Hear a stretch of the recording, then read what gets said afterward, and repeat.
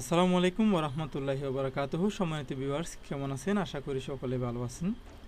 Microsoft ওয়ার্ডের খুঁটিনাটির পর্বতে আজকে 6 নম্বর পর্ব। আমরা আজকে শিখব ফরম্যাট প্রিন্টারের কাজ। ঠিক আছে, মাইক্রোসফট ওয়ার্ডের মধ্যে বাম সাইডে দেখতে পাচ্ছেন এখানে ফরম্যাট প্রিন্টার। এই ফরম্যাট প্রিন্টারের কাজটা আমরা আজকে শিখব।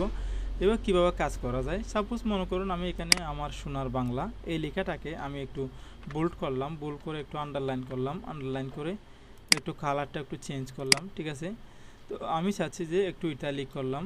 ঠিক আছে, তো আমি চাচ্ছি যে এটাকে আমার বিভিন্ন জায়গায় বিভিন্ন ইয়েকে আমি হাইলাইট করব আর কি। সাপোজ আমার পেজের মধ্যে অনেক লেখা আছে, ধরুন 10টা 5টা পেজ আমি লিখেছি। লেখার পর আমি চাচ্ছি যে এরকম আমার সোনার বাংলাতে যেভাবে আমি ডিজাইন করে রাখছি এই ডিজাইনটা আমি অন্য একটা লেখার মধ্যেও দেওয়ার চেষ্টা করতেছি।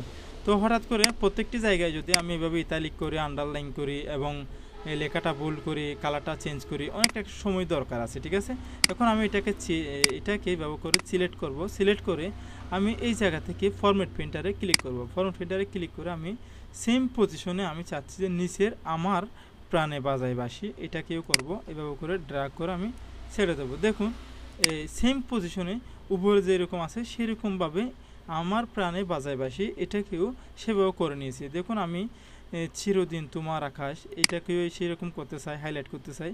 দেখুন চিরদিন তোমার আকাশ এটাকেও সেম পজিশনে আমি এইভাবে করে ইয়ে করে ফরম্যাট প্রিন্টারে এইভাবে ক্লিক করে এভাবে করে করতে পারি। ঠিক আছে, দেখুন সেম ওয়েতে এটা হয়ে যাবে।